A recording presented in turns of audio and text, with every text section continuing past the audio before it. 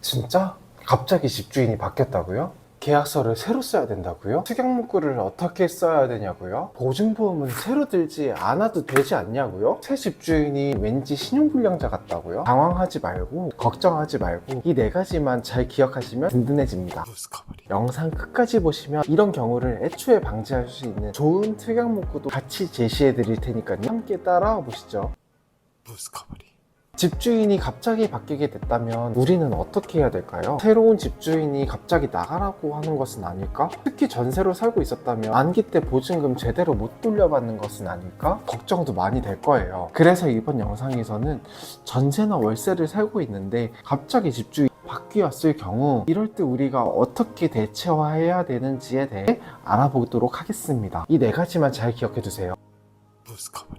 첫째, 기존 계약서로도 충분하니까 절대 계약서 새로 쓰지 마세요. 참고로 저는 지금 강남에서 7년차 중개를 하고 있고 부동산 운영한 지도 4년이 됐거든요. 집주인이 바뀌었다고 걱정하시는 손님들 참 많이 봤었는데요. 일단은 걱정하실 필요가 없어요. 우리가 사는 집도 하나의 물건이고 자본주의 사회에서 물건 사고 파는 건 당연한 거니까요. 그리고 전세, 월세, 임대계약에서는 주택임대차 보호법이라는 것이 있어요. 이게 즉 세입자들이 전세, 월세 집에서 보다 안전하게 살 수 있도록 만들어진 법이에요. 그러니까 세입자들 입장에서 유리하게 돼 있다고 보면 되죠. 게다가 이 주택임대차 보호법은 특별법, 다시 말해 아주 특별하게 만들어진 법이라서 민법과 같은 다른 법과 충돌했을 때 특별법이 더 앞서게 되거든요. 즉 주택임대차 보호법을 따라야 한다는 얘기죠. 소중한 보증금을 지켜야 하는 우리 세입자들에게는 이 주택임대차 보호법이 아주 중요한 개념이에요. 제가 앞으로도 반복적으로 말씀드릴 거니까요. 지금 꼭 하나하나 다 기억하지 않으셔도 되겠습니다.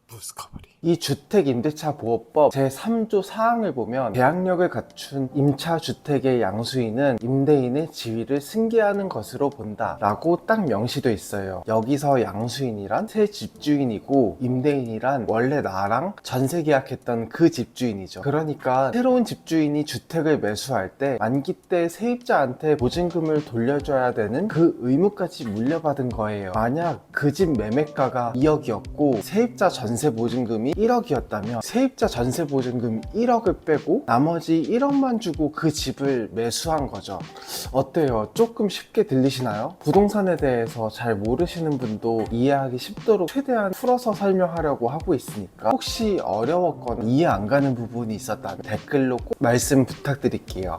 이 주택임대차 보호법 제3조 사항이 있기 때문에 새로 바뀐 집주인이랑 계약서를 새로 쓰지 않으셔도 되는 거죠. 기존 계약서가 이미 충분히 보장해주고 있고 집주인이 바뀌어도 우리는 보증금 받을 권리가 여전히 유효하니까 말이죠. 예를 한번 들어볼 건데요. 제가 최근에 이병헌 씨 주연의 영화 콘크리트 유토피아를 굉장히 재미있고 감동적으로 봤었는데요. 조금 더 이해하기 쉽게 콘크리트 유토피아의 등장인물을 예시로 들어서 한번 설명드려볼까 해요.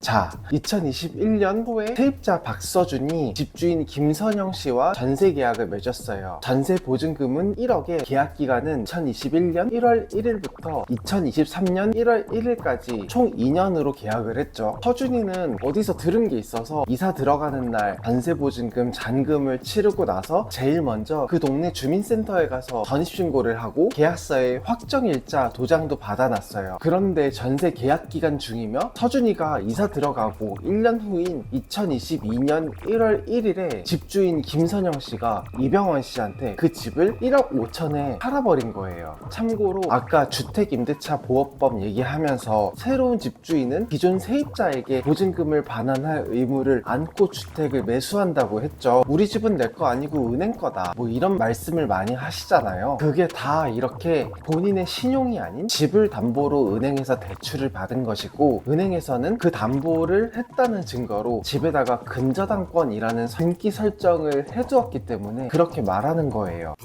자, 다시 예시로 돌아와 볼게요. 이병헌 씨가 이제 새로운 집주인이 됐으니까 세입자 서준이한테 전세계약서를 다시 쓰자고 해요. 그래서 서준이는 뭐 잘 모르니까 그냥 그런가 보다 하고 2022년 1월 3일에 이병헌 씨를 만나서 새로운 계약서를 썼어요. 그런데 서준이가 김선영 씨와 처음 계약하고 이사 들어올 때 주민센터 주민센터에서 전입신고랑 확정이자를 받았었잖아요. 전입신고는 주민센터 컴퓨터에 기록되어 있는 거라 괜찮은데 확정일자라는 게 결국 계약서에 찍혀있는 도장이거든요. 그래서 새로 계약서를 썼다면 확정일자도 다시 받아야 돼요. 새 계약서 종이에는 확정일자 도장이 아직 안 찍혀 있으니까. 근데 이게 나중에 문제가 되거든요. 계속 지켜봐 주세요.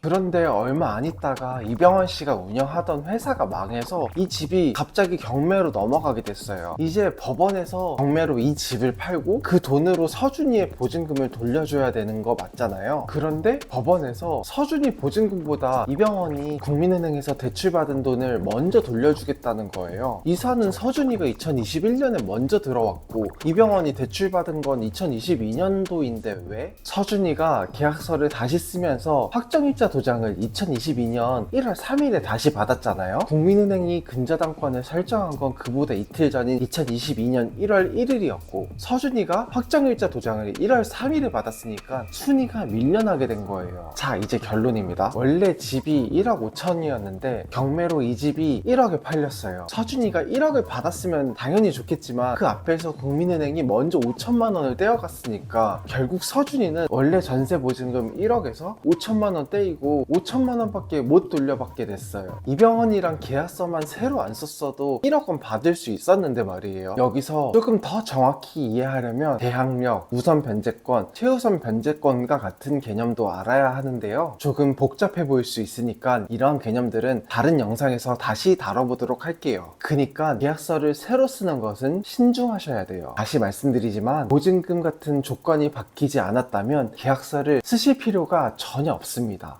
그런데 말이에요. 전세보증금 금액이 변동돼서 어쩔 수 없이 계약서를 다시 써야 된다면 어떻게 해야 될까요? 둘째, 그럴 땐 새 계약서를 쓰되 기존 계약서와의 연결성을 만들어 놓으세요. 여기서 이 연결성이 중요해요. 새로 계약서 쓰기 전에 먼저 집의 등기부등본을 봐야 되겠죠? 집의 소유와 권리에 대해 가장 명확하게 기록되어 있는 문서가 바로 이 등기부등본이니까요. 제가 부동산 중개를 한 지 벌써 7년이 됐는데요. 그동안 약 600여 건의 계약을 진행해봤거든요. 그런데 등기부등본이 어떤 것인지도 잘 모르시는 분들이 실제로 많아서 제 고객님들께는 계약하면서 최대한 설명을 드리려고 하고 있어요. 제가 부동산 운영하면서 사회의 냉혹함이랄까 그런 걸 정말 많이 느끼게 됐는데요. 여러분, 돈 앞에서 상전 없어요. 돈 앞에서는 완전 돌변하는 사람도 많이 봤거든요. 그러니까 작고 소중한 내 재산 지키려면요, 내가 먼저 알아서 미리 예방하는 수밖에 없어요. 돈 앞에서 세상은 정말 냉혹합니다. 그 누구도 믿어서는 안 돼요. 그러니까 극한의 대한민국에서 생존하려면 최소한의 부동산 생존 지식을 알고 있어야 하는 것이고요. 그걸 부동산 디스커버리, 부스커버리에서 알려드릴게요. 그러니까 구독과 좋아요 부탁드립니다.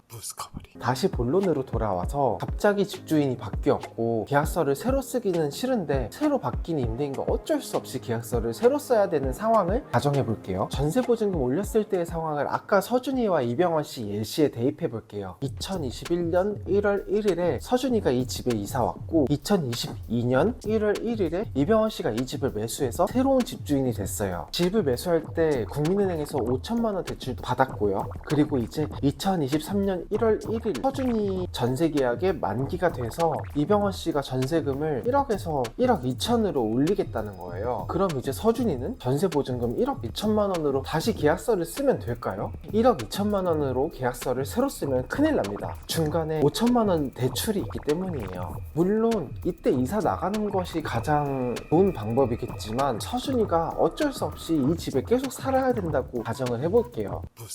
이럴 경우에 기존의 보증금 1억에 대한 계약서는 유지한 채 새로 올리는 2천만 원에 대한 계약서만 쓰면 돼요. 단 여기서 중요한 건 2천만 원짜리 계약서랑 2년 전에 썼던 1억짜리 계약서랑 연결성을 만들어 두어야 한다는 거예요. 추가로 올린 보증금에 대한 계약서를 쓰면 되는데요. 이때 가장 중요한 게 아까 말씀드린 기존 계약서와 새 계약서의 연결성이에요. 특이하게 이렇게 적으세요. 이 계약은 기존의 전세 계약에서 보증금 증액으로 인한 연장 계약이다. 이걸 적어 놓으면 이전 계약서와의 연결성이 확보돼요. 만약 이러한 연결성이 없이 계약서를 쓰게 된다면 경매에 넘어갔을 때 배당 후순위로 밀릴 수가 있고요. 최악의 경우에는 이런 상황이 생길 수도 있어요. 서준이가 2023년 1월 1일부터 2년 전세 계약으로 그 올린 2천만 원짜리 계약서가 있잖아요. 그리고 시간이 흘러서 2025년 1월 1일 연장한 계약도 만기가 돼서 이사를 나가면서 보증금을 이병헌 씨한테 돌려달라고 했어요. 그런데 이병헌이 2천만 원짜리 증액 계약서를 보여주면서 보증금을 이때 내가 2천만 원으로 깎아준 건데 그때 내가 현금으로 8천만 원 돌려줬잖아 라고 갑자기 이상한 주장을 할 수도 있는 거예요. 정말 나쁜 새끼죠. 이병헌이 이렇게 주장을 해도 서준이는 확실하게 입증하기가 어려워요. 왜냐하면 기존 계약서와의 연결성이 없기 때문에. 이렇게 되면 법정으로까지 가야 될 수도 있고요. 그냥 가는 게 아니고 내 소중한 돈과 시간이 드는 힘든 싸움이 되는 거예요. 그러니까 애초에 증액된 만큼의 계약서를 쓰되 기존 계약서와의 연결성을 만들어 놓으세요. 물론 전세 계약을 연장할 때도 마찬가지로 기존의 계약서에서 연장되는 계약임을 명시하는 것이 좋습니다. 그럼 계약서는 그렇다 치고 보증보험은 또 어떻게 해야 될까요? 귀찮으니까 그냥 둘까요? 부스커버리.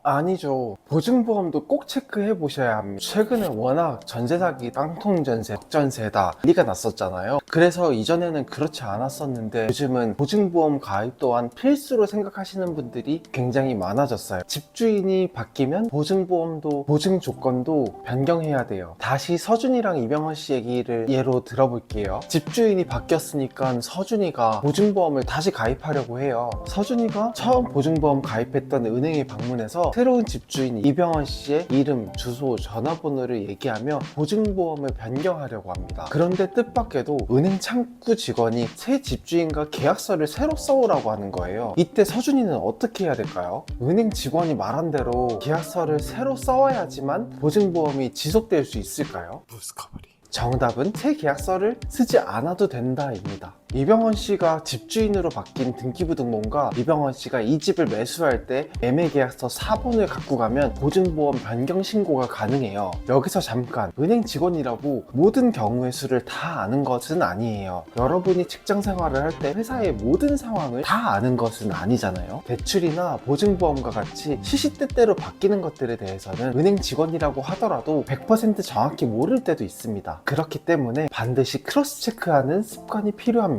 대출의 경우에서도 은행에서 일괄적으로 다 똑같이 처리해주는 것이 아니라 은행마다, 지점마다, 담당자마다, 상품마다 다 다르기 때문에 같은 은행이라도 한 군데서만 알아보지 말고 다른 지점이나 다른 담당자에게도 알아보면 더 좋아요. 그런데 이럴 수도 있을 것 같아요. 새로 바뀐 집주인이 뭔가 너무 쎄해. 그냥 이사 나가고 싶은 경우 그럴 때 있을 거 아니에요. 그럴 때는 어떻게 해야 될까요? 부스커버리. 새 집주인이 쎄하다면 그 원래 집주인과 새 집주인 양측 모두에게 내용 증명을 보내고 이사 나가는 방향이 제일 좋습니다. 특히 전세라면 더더욱이나요. 사실 새 집주인이 전세 보증금을 돌려줄 경제적 능력이 없는지조차 우리 세입자들은 판단할 수 없는 경우가 대부분인 거예요. 주택임대차보호법은 세입자의 권리를 보호하기 위해 지정된 것이라고 말씀드렸잖아요. 세입자가 본인이 새 들어있는 주택의 매매 사실을 알고 나서 빠르게 이의를 제기하면 보증금 돌려받고 이사 나갈 수 있습니다.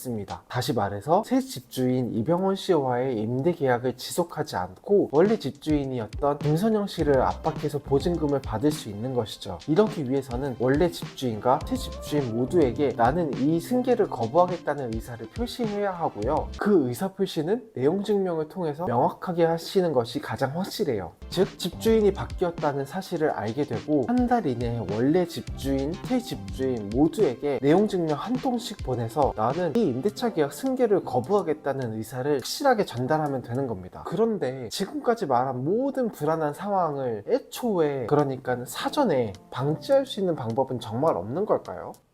부스커버리.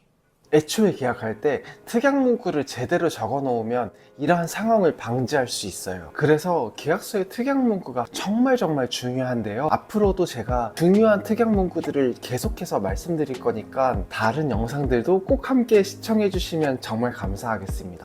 구독, 좋아요.